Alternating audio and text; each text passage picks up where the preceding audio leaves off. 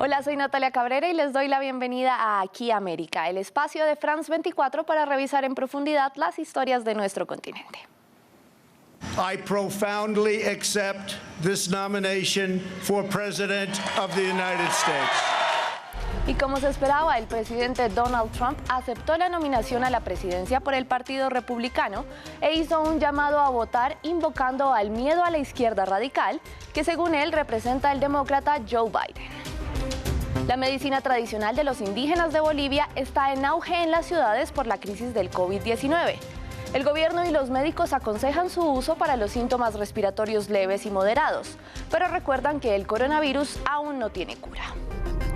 Y el futbolista argentino Lionel Messi notificó a las directivas del Fútbol Club Barcelona su intención de abandonar el equipo. El anuncio del 6 veces ganador del Balón de Oro generó conmoción en su tierra natal. Y vamos de inmediato a Estados Unidos para nuestra historia principal. En un acto sin precedentes, el presidente Donald Trump rompió el código político y dio un discurso desde la Casa Blanca para el cierre de la convención republicana. Alrededor de 1.500 personas sin mascarillas y sin cumplir con el distanciamiento social escucharon al mandatario durante aproximadamente una hora. Trump aceptó la candidatura presidencial por el partido, mientras en las afueras un grupo de ciudadanos protestaba en su contra.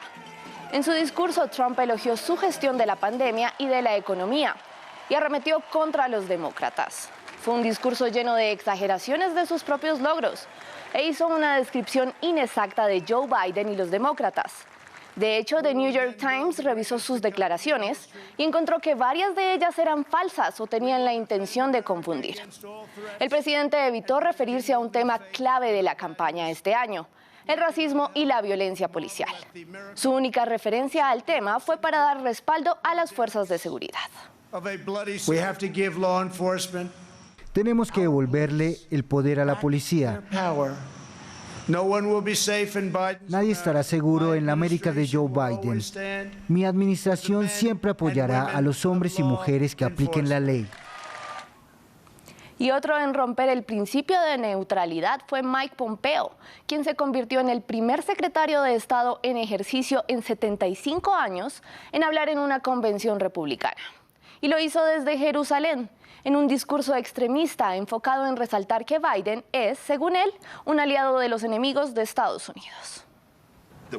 Cuando el presidente llegó al cargo, el terrorismo radical islámico le cortaba la cabeza a la gente y controlaba un territorio del tamaño de Gran Bretaña. Hoy, gracias al liderazgo de Donald Trump, el califato del ISIS ha terminado. Abu Bakr al-Baghdadi está muerto y nuestros valientes soldados están de regreso en casa. Y a diferencia de la convención demócrata la semana anterior, el encuentro republicano no contó con los pesos pesados del partido, sino más bien fueron los familiares del mandatario los encargados de destacar su gestión.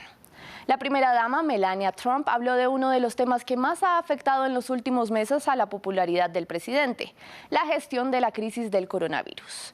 En su discurso prometió que Trump luchará para encontrar la cura o la vacuna contra el COVID-19.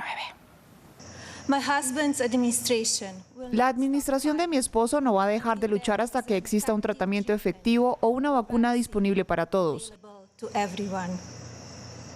Donald no va a descansar hasta que haya hecho todo lo que puede para cuidar a todos los impactados por esta terrible pandemia. Y en esta inédita contienda a la presidencia se ha roto la tradición de mantener silencio mientras el partido opositor está en su convención. El presidente Trump hizo varios actos durante el encuentro demócrata y el mismo día que terminaba la cita republicana, la candidata a la vicepresidencia Kamala Harris arremetió contra él. Donald Trump fracasó en el trabajo más básico e importante de un presidente de Estados Unidos. No logró proteger al pueblo estadounidense. Simple y llanamente. Trump demostró lo que nosotros en la profesión legal llamaríamos un desprecio imprudente por el bienestar del pueblo estadounidense. Un desprecio imprudente. Y le preguntamos a nuestra corresponsal en Washington, Diana Castañeda, cuál es la conclusión de esta convención republicana y qué se vienen en estos 2 meses previos a la elección estadounidense. Hola, ¿qué tal? Una de las grandes conclusiones de estas dos convenciones es la polarización que se vio en los dos partidos. Del lado de la convención demócrata escuchábamos expresiones como que la democracia está en riesgo, hay racismo en los Estados Unidos. Del lado republicano se habla de socialismo, de comunismo, en donde los dos partidos pues trataban de apelar al miedo de los votantes o el peor de los escenarios si no se elige a cada uno de sus respectivos candidatos. Otro de los temas que marcó la diferencia en la manera en cómo se manejó y las plataformas que mostraron los candidatos es la pandemia. Del lado demócrata hablaron de un plan de recuperación agresivo en materia de economía, pero también de generar recursos suficientes para que los hospitales y trabajadores de salud puedan hacer frente a esta pandemia, pero también se puedan dar desarrollos para una vacuna. Del lado republicano, las promesas del presidente Donald Trump fueron una vacuna para finales de 2020 y para 2021 volver a la normalidad. Así que son dos manejos totalmente diferentes, al igual que las propuestas en materia de generación de empleo. Lo que hay que ver es si esto se traducirá en las urnas a favor de uno o el otro partido, si los demócratas lograron mostrar esa unidad entre los más liberales y los más progresistas, y si el presidente Donald Trump logrará que los votantes lo elijan, lo reelijan, debido a su agenda de brindar más trabajos y que los Estados Unidos continúe siendo una nación grande. Y es que Estados Unidos ha vivido unas semanas convulsas por el abuso policial hacia los afroamericanos. Y este será un tema clave en esta carrera a la Casa Blanca. Precisamente para el aniversario número 57 del discurso I Have a Dream, Yo tengo un sueño, de Martin Luther King Jr., las familias de las víctimas de abuso policial y los líderes de la comunidad afroestadounidense hablaron en el mismo sitio, en el Lincoln Memorial de Washington, D.C., para pedir equidad racial y una reforma policial. Y vamos a Bolivia, porque la tradición se mezcla con la necesidad. Cada vez más los ciudadanos están optando por usar hierbas medicinales para combatir algunos síntomas del COVID-19 y tienen el visto bueno del gobierno que fomenta su uso, pero ha advertido que no son una solución para la pandemia. Veamos el informe de nuestra corresponsal en La Paz, Mary Vaca. En la denominada Calle de las Brujas de La Paz sobrevive el saber ancestral de los indígenas de Bolivia. Margarita Quispe es una chamán aymara que promueve el uso de las hierbas nativas para infecciones respiratorias y como antisépticos naturales y antiinflamatorios. Con la pandemia adaptó su negocio a la demanda causada por el coronavirus. Aquí hay eucalipto. El eucalipto previene el tos. Hay el mático que previene el pulmón.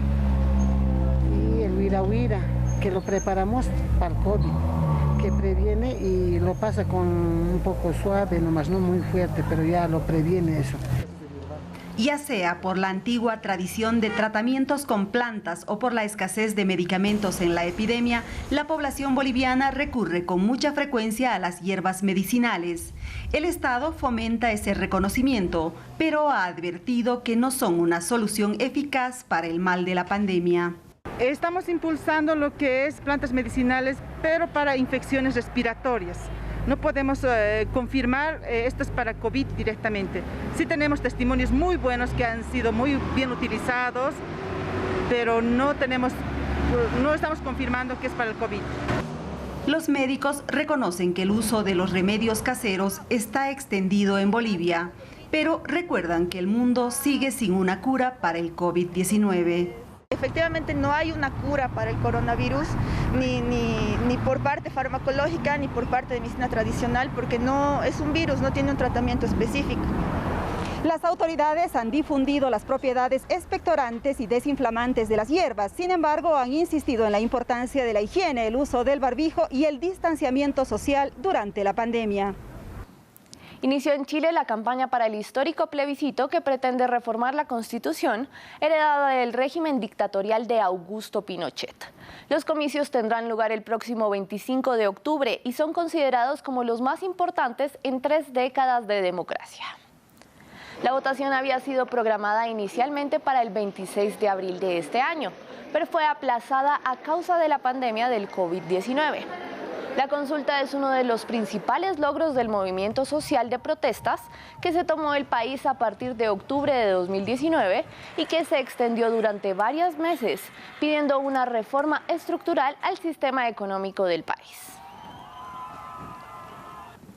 El futbolista argentino Lionel Messi pidió al Barcelona su carta de libertad para irse a otro club futbolístico. La decisión generó revuelo. Los aficionados se agolparon a las afueras del Camp Nou para rechazar la gestión del presidente del equipo, Josep Bartomeu, quien ofreció su renuncia para garantizar que el que es considerado como el mejor jugador del mundo se quede. Le preguntamos a nuestro corresponsal en Buenos Aires, Natalio Cosoy, cómo se recibió el anuncio en su natal Argentina. La noticia del anuncio de Lionel Messi de querer dejar el FC Barcelona tuvo gran relevancia en Argentina. Los principales medios lo pusieron en portada. De hecho, el día martes y también el miércoles, la palabra Messi fue más buscada en Google en Argentina que la palabra coronavirus. Y además, esto se ha transformado también aquí en Argentina, como en muchos otros países, para los hinchas y los fanáticos del fútbol, si se quiere, en la gran telenovela del año. ¿Qué va a pasar con Lionel Messi? ¿A dónde terminará jugando al fútbol? Bueno, muchos especulan con Italia, con Francia o con Inglaterra, pero aquí en su ciudad natal, en Rosario, los hinchas del club de fútbol Newell's Old Boys, en el que inició sus primeros pasos Lionel Messi, piensan que debería ir ahí. Lo que hicieron fue una marcha en autos, una larga caravana el día jueves, pidiéndole al ídolo de Rosario y del FC Barcelona por ahora que no se vaya a jugar a un club de Europa, sino que vuelva a sus raíces a jugar en Rosario. Y gracias por acompañarme en esta emisión de Aquí América. Recuerden que pueden seguirme en redes sociales en la dirección que ven en sus pantallas. Cuídense mucho del coronavirus y sigan viendo France 24.